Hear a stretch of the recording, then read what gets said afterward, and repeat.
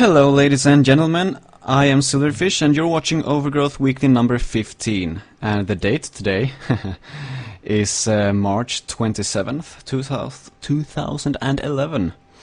And with me today is WolfBrother9393 and Anton Real, so say hello guys. Hey. Hey, what's up? And today we have a surprisingly regular Overgrowth Weekly, I have to say. And we're going to just start out right away with checking out the changes in the weekly alpha for this week. Okay, so this time in this alpha there have been quite a few awesome changes to the AI. I'll just be going through this list and telling you what they are about. And at the top here we have AI characters only notice targets within their field of view. And I'm going to show this to you in the game. So I've activated some debugging stuff here. This isn't on by default, and in the next week's alpha you'll be able to activate it just by changing a variable in the config file. But for now you can see the view cone of the enemy right there. All those beams going out. So if I'm standing behind him, he won't be able to see me, and yeah, so that's awesome. And AI characters cannot see through walls. That's pretty self-explanatory, don't need to describe that. And AI characters are alerted by sounds. So if I activate the combat mode here for this character and I jump, he will hear me and start going after me. I didn't find out any way to activate the visualization for the sounds though, but he showed it off in a video, and I think we'll be able to see that in the next alpha. Would be cool. It's a very cool visualization. Yeah, I really like the visualization, and the well, all of these changes are super duper awesome. But yeah, about the sounds. They can be heard through walls right now, though. I wonder if he's planning on changing that, or if he's just going to go with what he has. Well, he certainly has done a lot of research in that field, so I wouldn't be surprised if we see some more of that with reflections and things like that. Yeah, he did post a blog post about this earlier, didn't he? Yeah, I think it's pre-overgrowth. I don't remember, but yeah, he definitely did some cool things with 3D audio and localization of audio. So. I just think I think it was his something he did for school or something like that. So. Right. Hopefully he'll implement that in the game to have the sound be super advanced, but I guess it's not something. I mean, it currently works very well. I don't think anyone really would feel that it's very odd if someone can hear you through a wall or anything like that, since it's a video game. So perhaps you should focus on other areas first, but perhaps, yeah, at some point it would be cool in any case. Right. The raycasting looked really sweet in the video, just how he sees you if like your head's poking out of a corner, and the rays will come out, and if it sees you, then yeah, I like that visualization as well. Like, unfortunately that's one of the visualizations that I couldn't get to work here, but hopefully we'll be able to have all the visualizations by just changing a variable in the config file for next week. So that's what I'm hoping for, at least. Right. So, would be cool. So next on the agenda we have AI characters keep an internal guess of where the target is when out of sight. And right now this is very basic. This means that, okay, so I have the character after me here, he's running, and I run around this corner. You see that ball there? That's like floating away there. That's where he thinks I am. He's thinking that I am going in that direction, so that's what he'll be going for, since he doesn't actually see me anymore. And now he's stuck in the wall there because well, there is no real pathfinding yet, and they can't even jump. Anyways, here I am. So let's try that again. He's too fast. Okay, so I go around the corner and the ball there goes away. Okay, he got stuck again. Well, you get the point. That's the ball, it's just following. David said something about it following, the ball being like a Newtonian object. I don't know what that means. It means that without an outside force, it will continue moving in the direction it was already moving. Yeah, but I think it will stop. It will slow down, won't it? Like slowly. Oh, this is lagging now for some reason. Like it'll slow down and then stop, right? It does that. Yeah, I guess. I don't know. Yeah. I mean, it's definitely stopping here, so it must slow down somehow. Yeah. Well, there you have that at least. But I guess they will probably. They can probably build on this later. So let's say I run into a building or something like that, and he loses sight of me. He can predict that from this building I can walk in just one direction, which is to come out on the other side. So he can predict that I will be able to only get out on the other side or this side, so they can like split up or something perhaps. Since they will have pathfinding later, so they will know where I should be able to go. Right. So hopefully they will be able to do some pretty cool stuff with that and the AI. Yep. But for now it's just simple Newtonian object. And he fixed a bug, nothing huge. More efficient and accurate loading, copying and pasting, that's always nice. Have a generic increase in performance. Actor waypoint connections are invisible in gameplay mode. If you remember last week, they added the waypoints so the AI can patrol around in a level following waypoints. And some of those connectors were visible when you were in gameplay mode, but he's just, fixed that so they're not visible anymore. Mm-hmm. Fixed some problems loading decals from level files, so that's cool as well. Copied objects get unique IDs. I'm guessing that's cool as well. Pretty self-explanatory stuff, that, but I don't really know what that means from a, just in, what the difference it actually makes. I think it becomes an actual different object, from what I understand. Yeah, because like if you edit one of the objects, then it would edit the other one too, because they had the same name, I think is what was happening. But I don't remember that being the case. Was that the case? Have you tried that? I don't think I ever did. I don't think I ever did either. But it certainly would prevent that from happening if that was the case. Or if you were to do it in the text editor for some reason, rather than in the level. Yeah, it might be easier for other programs to interact with the level files or something like that. I don't know. Yeah, maybe. It might just also be something that he wanted to have from the beginning, but just forgot to add in or remember that, oh, that should not be like that, so I'm going to change that now, or whatever. Perhaps. Next on the list is fixed some physics update problems, especially for groups. And if you have been using the editor and groups, you know that if you created a group, I'm going to see if that's the one he fixed, actually, because it's easy to check. If you created a group and then moved the group, the collision for the group would stay in the same place, it would not actually move. So let's try to make a group here out of these two and collide with it, yes indeed, and then I move this group to another place. And it's working now. So groups are actually useful now, because before you had to create the group, and if you wanted the collision mesh for the group to update, you would need to reload the level or just destroy the group. So yeah, that's fixed now, so that's cool. Weapons use a hard specular shader even when not used as physics items. Okay, so that's cool. And that's all of the changes for this week's alpha. And next week, David has been tweeting a bit about some stuff that we'll go through later. Some cool stuff that will be included in the next alpha, so look forward to that later in the show. And next, in the weekly alpha segment of the show, we have Art Asset Overview 9.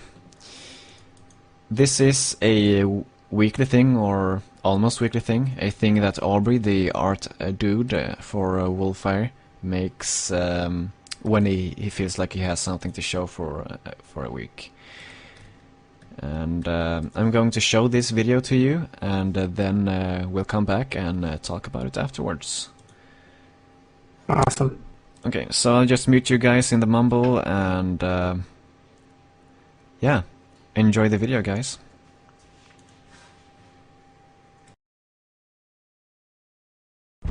Welcome to the Overgrowth Art Asset Overview. This week I came up with a list for all of the art assets that we need to finish the game, and it's a rather long list. In addition to that, I worked on a new banner for some Overgrowth advertising, and a couple of test assets that didn't come out exactly like how I wanted. For example, these clouds. And I created this base that you would use to build a town on top of. I wanted something where you could see trails and some old stone walls. This asset wasn't finished because I wasn't very happy with it, but I learned a lot, and I have a better idea of what I'd like to make for this same kind of asset in the future.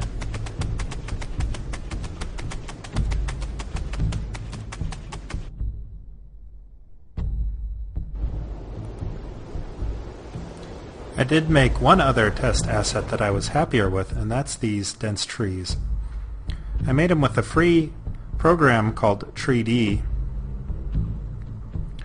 and basically we were thinking of ways to simplify the pipeline of getting trees into overgrowth while making the trees look better. I finally finished up the Snowblood Paladin character. I had needed to finish the color textures, which I did, and I worked quite a while to find a simple way to condense a bunch of different clothing models that are modular into one character model and combine all the textures together. So I figured that out, and finally got the character in the engine.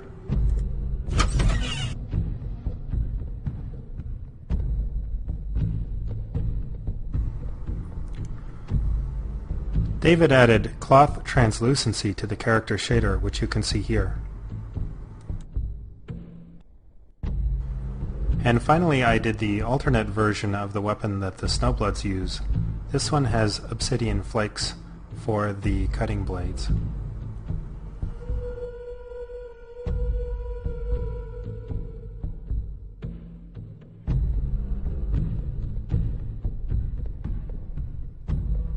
That's it for the Overgrowth Art Asset Overview.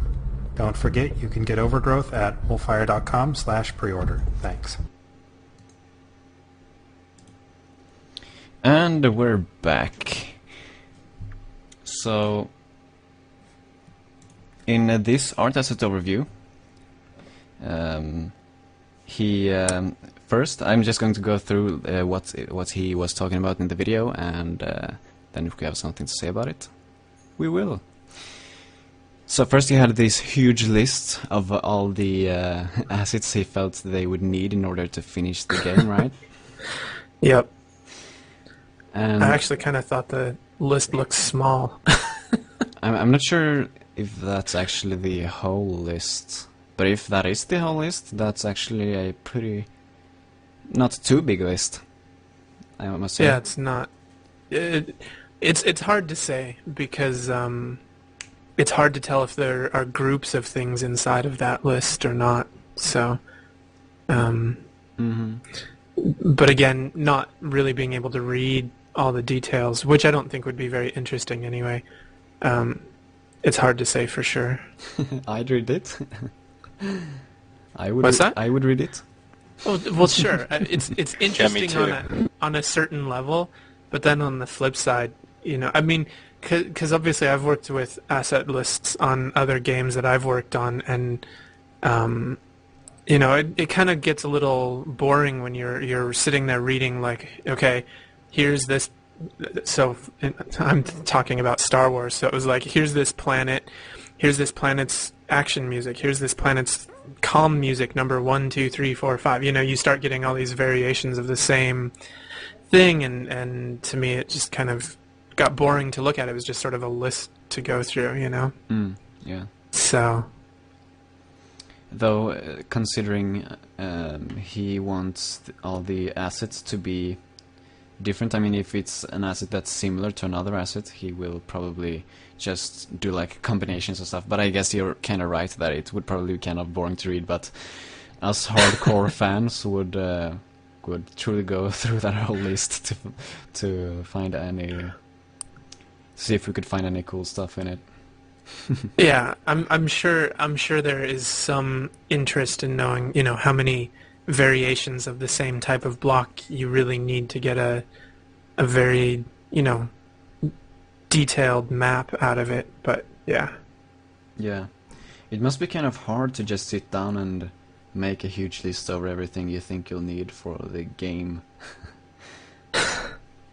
I think it's probably an ongoing process unless you really map out the game and the story well in advance. Yeah. So, Would this be any indicator that the game might be released next year? Yeah, I was thinking something like that as well. That this kind of indicates that they know what they want to be doing for the game. That they know at least what the environments will be, and perhaps also more than just what the environments will be. Perhaps they have even a kind of a story going on, since they know where everything will be taking place. possibly. I mean, they've said that they have a rough version. They've had a rough version of the story since Lugaru 2. So whether or not that's the same story, I think that there's probably certain elements that have transferred over from that initial story that when they first started talking 6 years ago or whatever it is. Yeah. But yeah, we'll see, I guess. I know I'm the voice of doom today, huh? Sorry. Fuck you, Anton! I thought this was a family show. Maybe a little bit, sometimes. Warning, rated PG-13. Oh, yeah. Oh, yeah, you guys don't have that. T14? I don't know what they call it. Rated T for teen. Yeah. Yep. So next on the in the video, he talked about the a banner that he made for game trailers, which I think is awesome. Yeah. I think it's a step in the right direction compared to what they were using before, which is very old concept art. This is much more current with the style of the game. Yeah, it kind of looks like, I mean, the fur of the guy and his clothes and all that. I can't think of that I have seen that particular style before. It looks kind of a bit different than from the earlier stuff. It looks like a combat jacket. Looks modern. Yeah, but I mean the actual style on the painting. Yeah, it seems closer to me to what he's been trying to do in terms of the style. So Yeah, maybe. I don't know. I really, really like it though. This is an Yeah. awesome style in any case. True. And after that banner, he talked about some clouds that he had tried to make, but apparently kind of failed at. He is only human. Yeah, of course. I mean, I know when you're doing game development, you will fail a lot of times. So, yeah. But I think they looked kind of good, actually. Maybe with another shader, they will actually work for the game. I think that the shape of them was okay. I think that the problem was the edges. Yeah. And also, I was thinking that perhaps they could make... I was thinking about them, you know, they have the support for the video stuff. Mm-hmm. Perhaps they could have, like, animated clouds like that. I don't know, perhaps it would be too technical or too demanding for the game, but imagine having like a video of the sky, basically. So the sky is like one big video that just plays, having clouds moving around and stuff like that. It sounds cool, and in some ways you could almost set up like a live feed, live clouds, things like that. Ooh, yeah. Live streamed cloud straight into your game. Boo, yeah. Well, and they have that. They have, being everything's with Osmium, however you say it, Osmium. They have the, they have the option to be streaming stuff from the internet. So in theory, you could set up or find a cam that is constantly watching the sky. Yeah, totally. It would be kind of funny though when when your clouds are lagging, or when you need to buffer your clouds. Buffering the world. Yes, you'd see like that huge dots moving around in a circle like that, like you have in YouTube, as the clouds load. That'd be awesome. Yeah. I'm sure they would have some kind of override. Yeah, I guess. Oops, someone's trying to call me. I'll be right back. Just a sec. Oh, that reminds me to turn off my phone as well. And next on the video, he showed us some town terrain that he had been working on that he wasn't really happy with either. Though I kind of liked it actually. It has kind of small details that the bigger terrains don't have, or the other terrains. I don't know how big it actually is. So I kind of liked the look of that actually. Even though it might not be perfect, it's certainly better than all of the other terrains for actually building a city on or anything like that.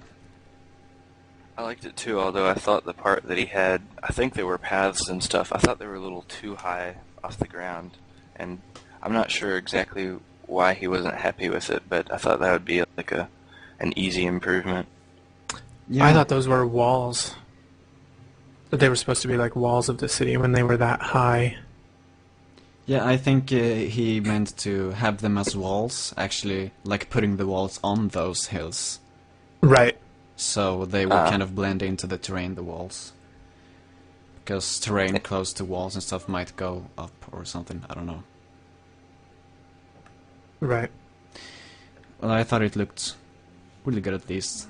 I'd like to have that terrain. I hope they include it in the next alpha, because it will be fun to play around on. True. But we'll see about that.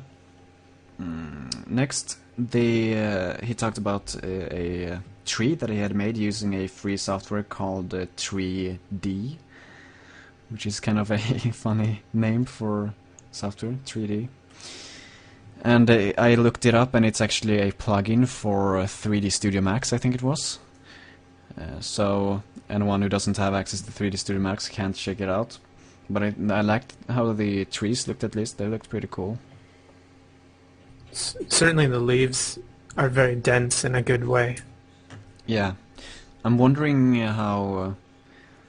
I mean, that can't be good for performance, but I'm guessing they might add, of course, level of detail later. They have kind of level of detail now, but I'm guessing they will add more of that. With the imposters and stuff. Right. Aubrey mentioned something about that during the week, just in IRC, that he was working on level of detail stuff, so Awesome. we might see it sooner than later. Awesome. Yeah, because I was thinking, I don't know about that program. I would check it out if I could, because I went to the webpage, because it sounded kind of like it was just a separate program from how he was talking about it, and it was free and all, so I wanted to check it out. But yeah, it was a plugin, so I couldn't.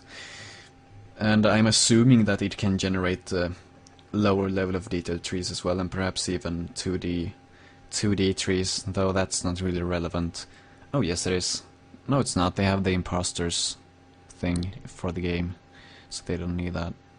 Yeah, so in IRC someone mentioned that in IRC, or the comments that someone mentioned that 3D sucks and that it can't make high quality images, and Aubrey agreed. So I don't know exactly what that means, but maybe maybe it can't do really high resolution trees. Might be an issue. Mm-hmm.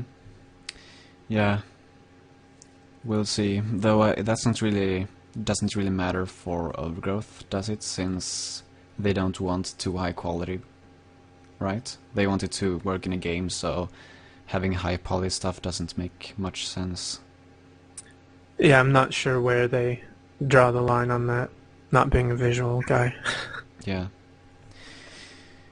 Well, it looks good at least, the tree he had made, and it's really good to hear that makes it easier for him to make the trees, because making trees isn't that much fun, actually. Just modeling a tree. So that's good.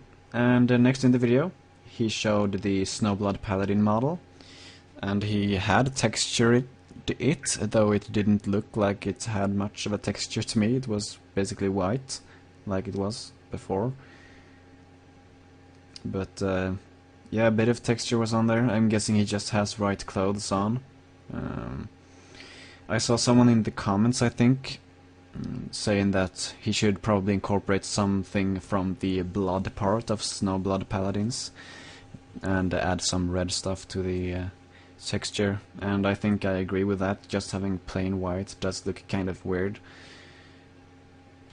Yeah, although Aubrey mentioned something about modular clothing in reference to this character, so this may be a base model and then things go on top of this, maybe? Yeah, maybe.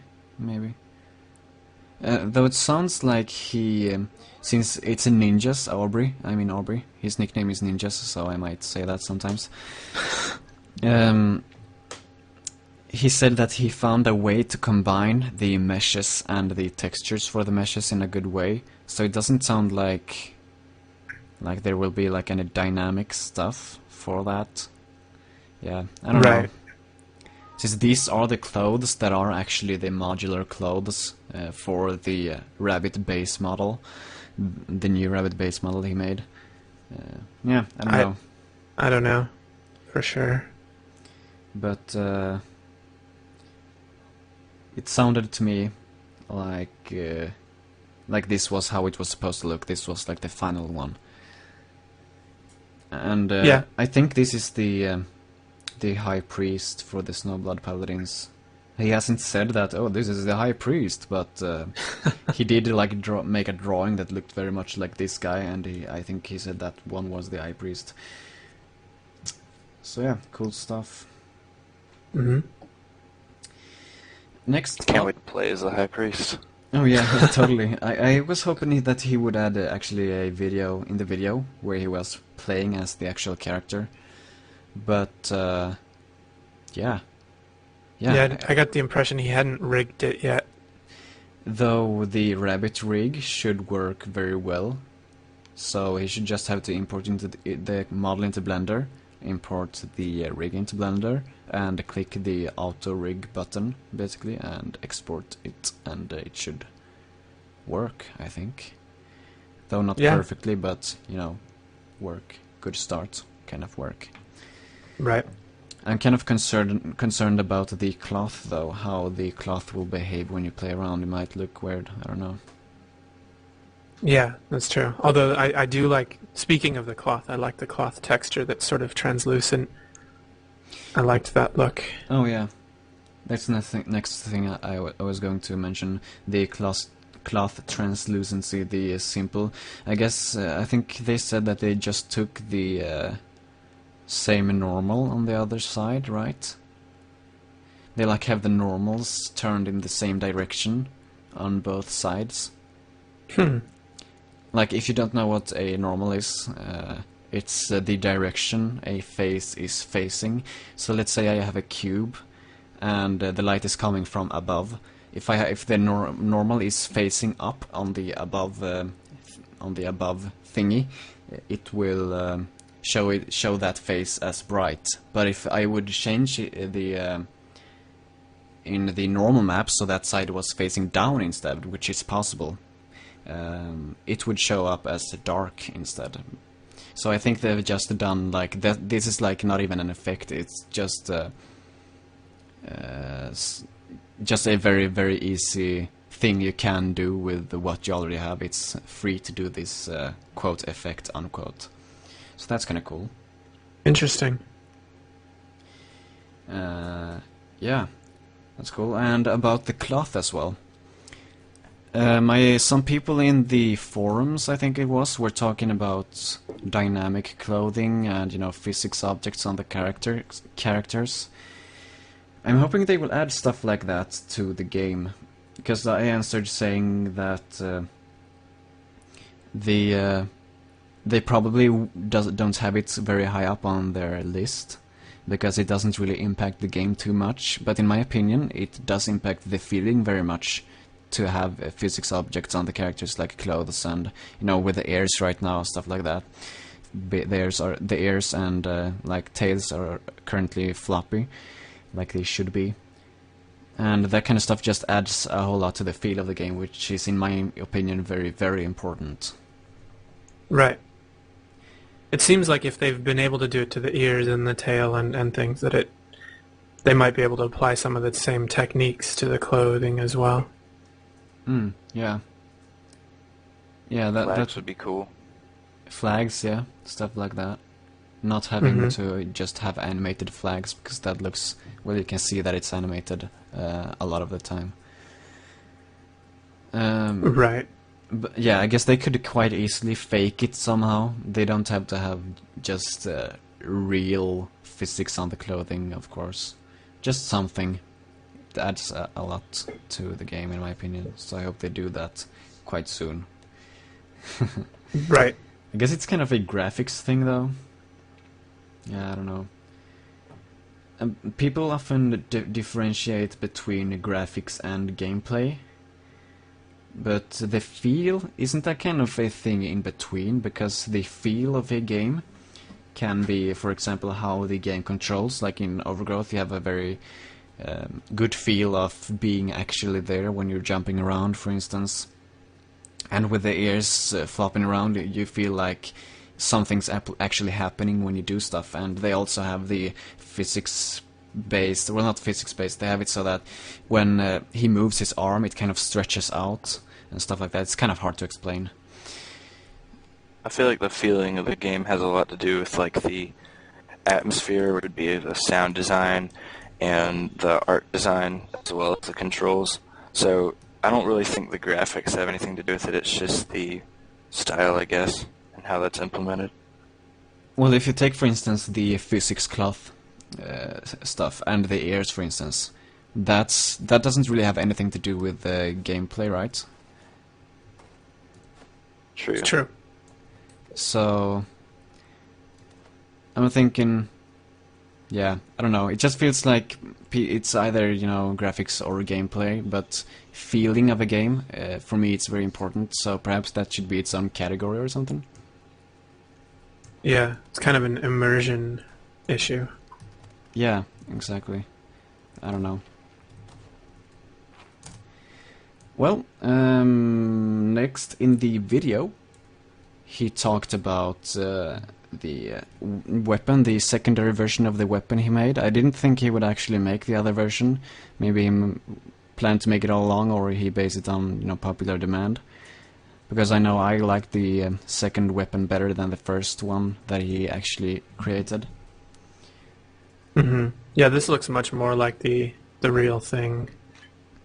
Yeah, and I'm guessing that he didn't want to make it to look exactly like the real thing, so I'm guessing he just wanted to make, you know, an inspired weapon. Because just ripping a weapon off from the real world feels kind of weird when you're not actually in the real world. Right.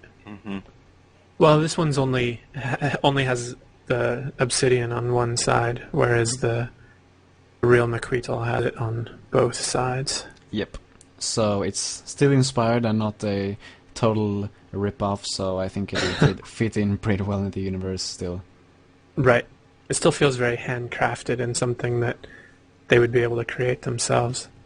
Yeah, and I really like it that they, or he,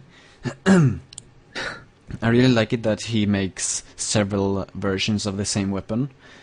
I'm thinking in the final game, if there are about the same amount of characters or actual enemies in Overgrowth as there would be in Lugaru, or is in Lugaru, almost every character would be able to have a unique weapon. True. Because in Lugaru I can't imagine, well, maybe there are like 50 rabbits through the whole campaign or something like that. Does that sound about right? That might even be high. Yeah. Yeah. Yeah. And I've seen a lot of weapons from him already. True. But yeah, I'm guessing they'll probably make the Overgrowth campaign longer and stuff like that. But yeah, we'll see. Though it's kind of a good, an idea, just.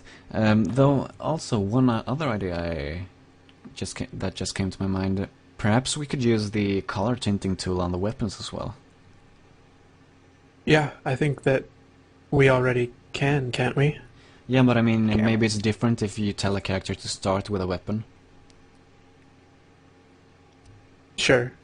But being able to do that would be cool, because then each weapon would be slightly different. Like if you have a bunch of rats or whatever with crappy weapons, the weapons would have a different brightness, so they would look much more unique. Yeah, whatever. Yeah, just sounds like a good idea. Just something that came to mind. Mm-hmm. Yeah, and that's the end of the video. That's all that was talked about. So a pretty good art asset overview this time, I must say. Yep. Looking forward to the next one. I hope we'll get one in the next week or this week, depending on where you live, because the weeks are starting at different times in different countries. Also a weird thing that makes me annoyed. Yeah. Because Monday is the first day of the week here in Sweden, but I know in the US, at least in some places, Sunday is the first day of the week, right? That's the way they have calendars. All of my calendars are set to Monday as the first day of the week. Yeah, does that make you weird in the US? It depends. Like a lot of business-oriented calendars, like Business Works will have like a 5-day Monday through Friday big calendar, and then Saturday and Sunday are kind of small at the end. So not entirely unusual, but certainly not the normal home consumer calendar. And I just noticed that we are almost 40 minutes in already. Whoa, and we have already only gone through the alpha and art asset overview. Weird. Right. Okay, so we should probably move on, because there is 80% of the show left to do in terms of stuff on the agenda. So yeah, next up is the community segment, where we take a look at what the community is up to, and at the beginning of that is always the fan art watch. And if no one added a piece of art in the latest hour, the pieces of art, yeah, there's not a lot to show this week. Well, there was your speed paint, right? Yeah, my speed paint, and these two from Lugaru Fan, which I think they're made in paint. Not a whole lot to look at, but yeah, awesome stuff. Rocking it. You have 20 minutes left. Yeah, I know. Duckman. Okay, so speed painting. I made a speed painting since I'm going the concept art course. I made it. I'm not entirely happy with it, but since I didn't have much else to show this week, I thought I'd just upload this. Right. I don't We think can't we see can your see it screen. on the stream. Hmm. Yeah. Oh, thanks, man.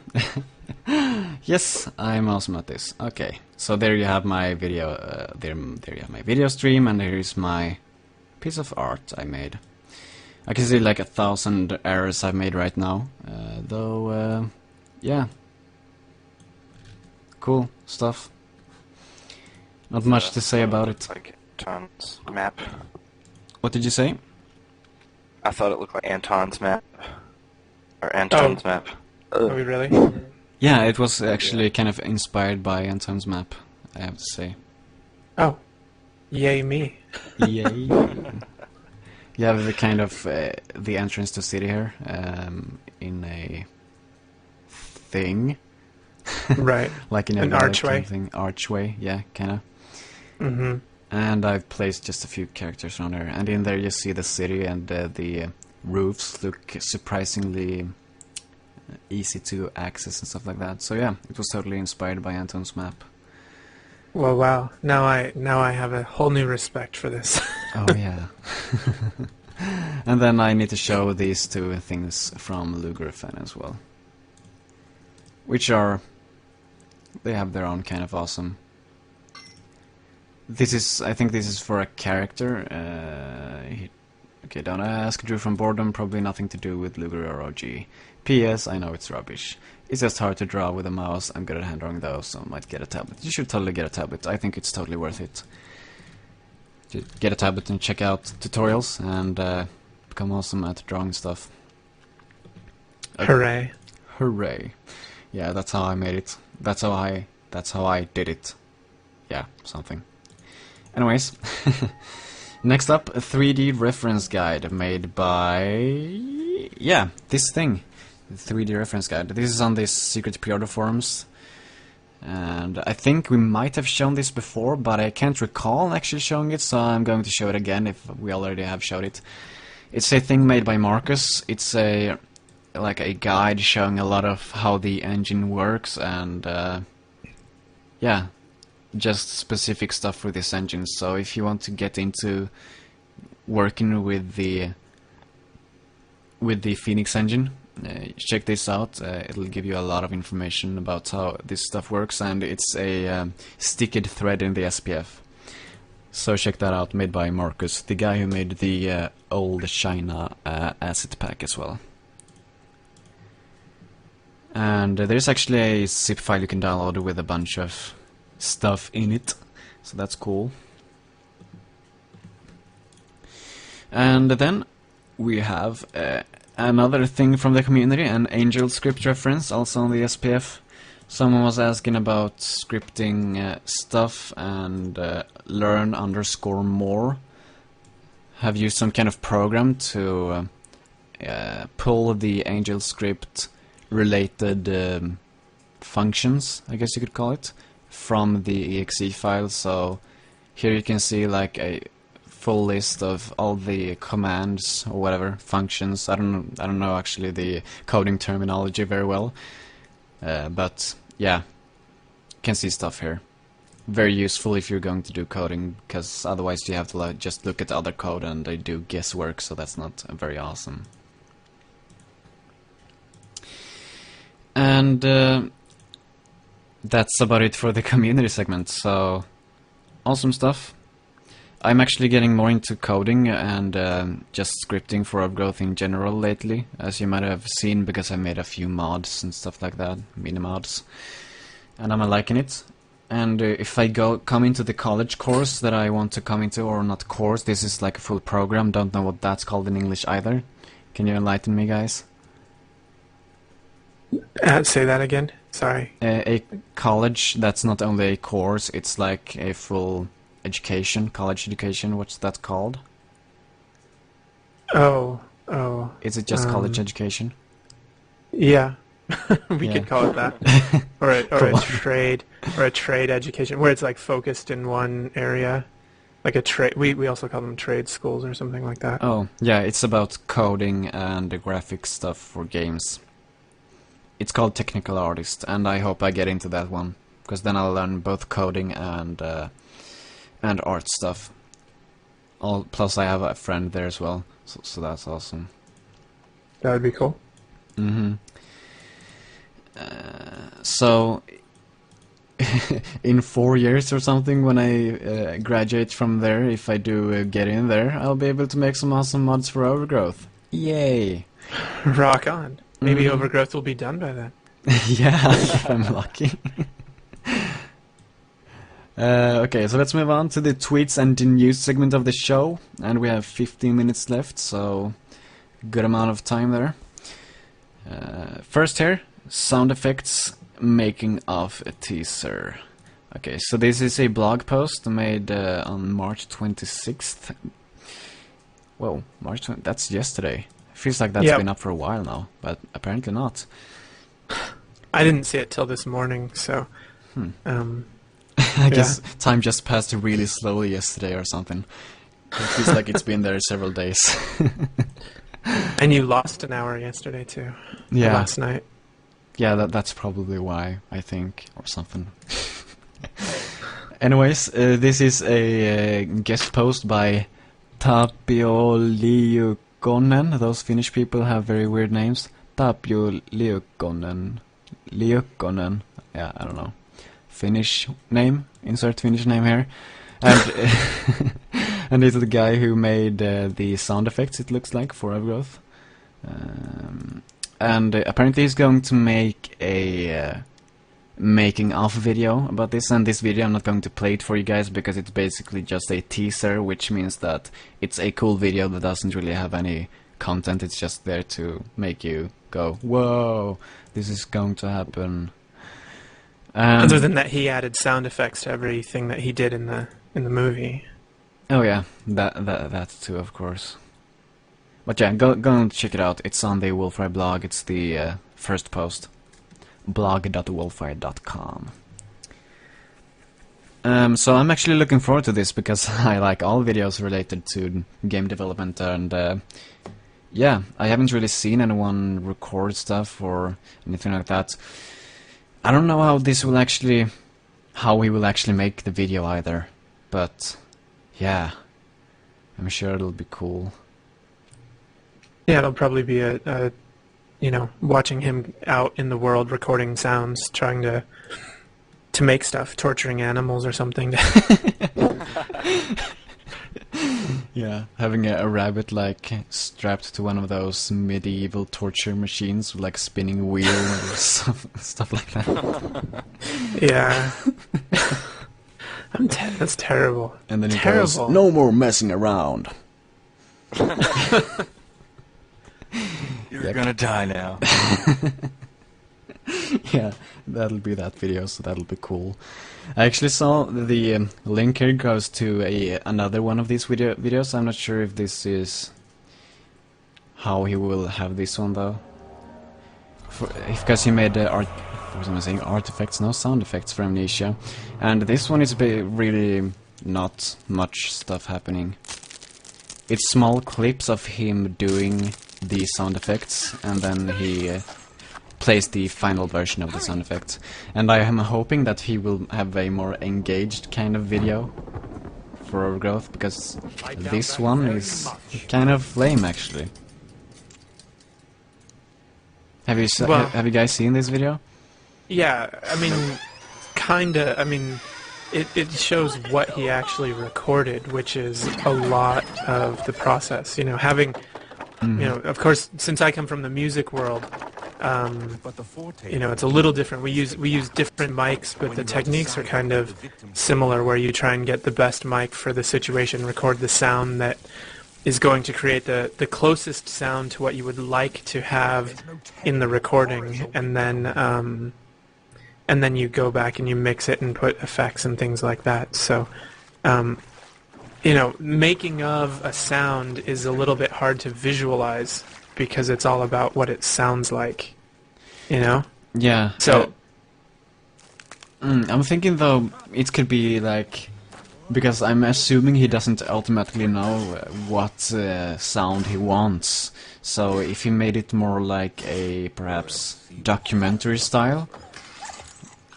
Sure. So instead of just showing the final thing that he recorded and showing the final recording, he could perhaps be like, okay, we need a sound for a rabbit killing another rabbit now, so I'm going to go out and just kill a few rabbits, and then more engaged, and not just having it be like small clips of each sound like that. Even though this is better than nothing, I suppose. Right. Again, but the other thing, on the other hand, is that he doesn't want to give away all of his secrets. That's his, you know what I mean? Like, it's it's a little different to show off what you record versus how you affect those recordings, and Yeah. I could see that feeling like he's giving away trade secrets rather than giving away the process, if that makes sense. Yeah, maybe, but if people want to learn these kinds of things, they can learn it. It feels like it's not like it's something huge to like show, okay, this is how I do this. Sure. I don't know. I'm just saying that some people feel more protective about their creative process when it is a creative process versus a technical process. Yeah, that's true. So, though personally, I think that's kind of silly, though. But yeah.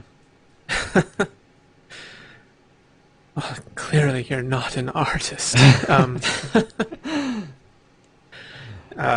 Anyway, I think that the Amnesia one is at least a good start. You do see some of the actual sounds, what he uses, and unlike a lot of sound design is often created by objects that are not really what you hear them to be, whereas what he was recording was closer to Foley, where he was really actually recording the same thing that he wanted to portray in the end.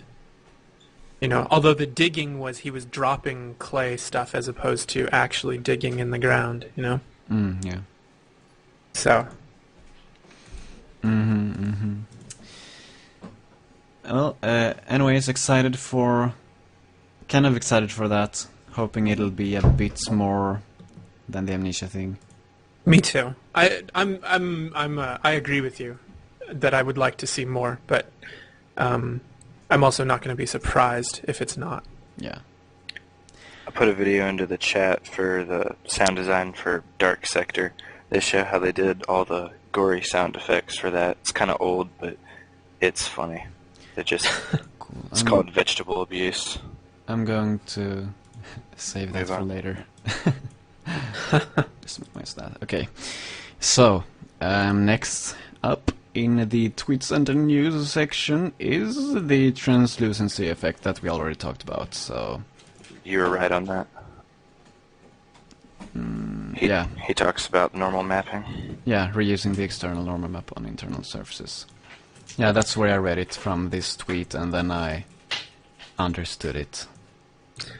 Now, since I don't really understand a lot about it, does that mean that you can control the amount of light that is shining on it as opposed to full brightness? Wouldn't you want to make it a percentage less than full lighting? I'm going to try to explain how this works. Basically, you cannot make it so that it's half, like 90% lighting. At least I don't think you can. Because they have the normal maps. Like the normal maps are... Let's see if I can bring up one of these normal maps. They should be in here somewhere, I think. Textures? Textures, there we go. And let's see... Character, I want a character guard. These are DDS files, all of them, I suppose. I don't think I have a DDS thingy. Well, I'll try to explain. Okay, so there are RGB, red, green, blue, in the normal maps, right? And like for example, red might be something that's in one direction. Red is the color for the surfaces that face in one direction.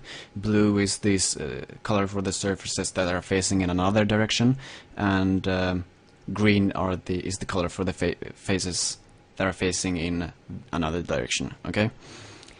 Okay.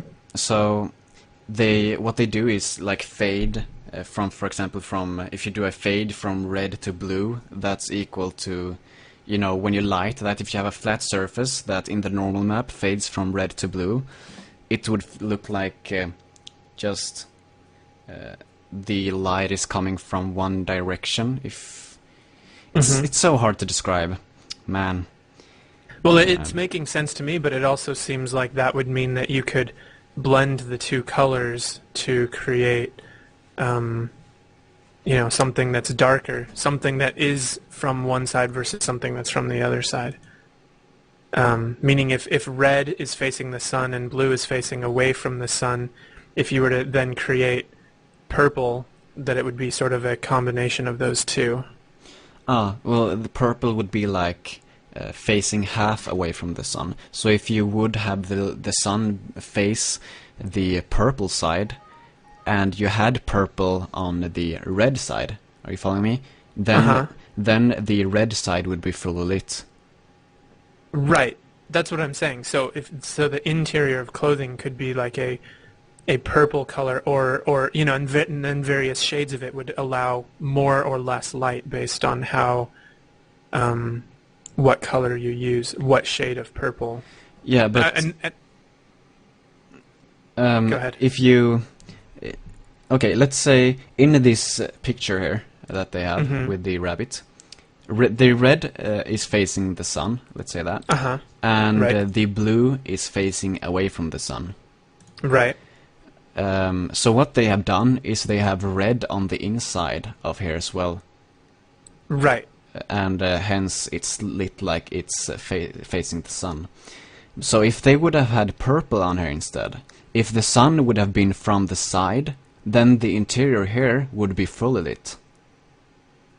See? The UV map into the chat, if you want to pull it up. It's on the show-off thread for the signpost.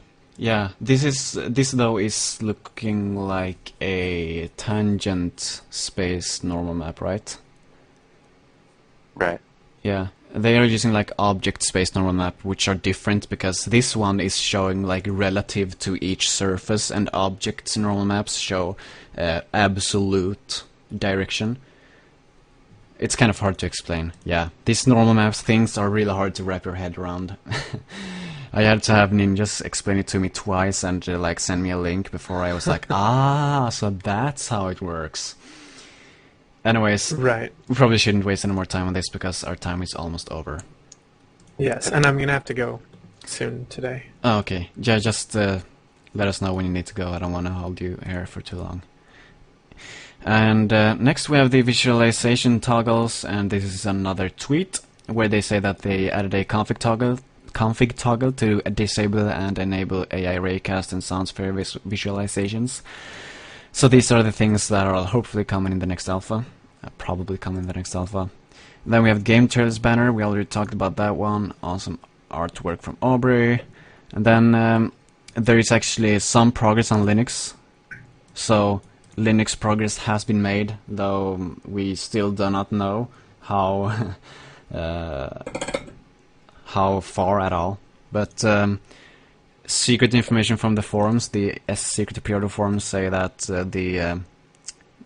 some progress have been made, at least. Okay. And then, as the last thing on the agenda, we have a secret announcement to make. Wow. Yes, so this is WolfBrother9393 and I, we are working on something. And well, that was an announcement. Yeah, we're announcing the secret, that's what it says. So we're announcing that WolfBrother9393 and I, we have a secret and we're working on something. And that's all we're going to let you know by now. Should we tell them anything else, WolfBrother? You want to tell them when we're planning on releasing it? Yeah, we will tell you more about this, what we're doing on April 1st. So that's when you'll be knowing more about this. So be excited for April 1st. The big build up and then the big letdown when we find out it's an April Fool's joke. Totally. It's not an April Fool's joke, I can say that much. You say that now. Of course you say that now. I assume it'll be in the next OGWeekly. Awesome. Yeah. I'm excited. Can't wait. It'll certainly be in the next OGWeekly, so be excited for that. And with those secretive words, we will leave you. So thank you, Anton, and thank you, Wolf Brother, for being on this week. Thank you. Be sure, guys, as we're leaving, to check the time of OG Weekly next week. We'll be doing it sort of an hour earlier, but it will be the same time it was when we first started doing these. Yeah, so the time that is the main time, so to speak, is the time on OGWeekly.com. So yeah, OGWeekly.com, you'll see the timer there. That's the deciding timer. Right. Okay. As the Yes? No, I was just saying as the world switches to daylight savings time, or doesn't, depending where you live. Exactly. So yeah, thanks everyone for watching this week's OG Weekly. Don't forget, twitter.com/OGWeekly, youtube.com/OGWeekly, and yeah, OGWeekly.com is the main thing you need to check out. Okay, so thanks again. We'll be back soon for the post-show, where I'll be playing some Amnesia. So stay tuned for that if you want to watch that. Yeah, same time, same place next week, or almost same time next week, same place. So see you guys. Sounds good. See you guys.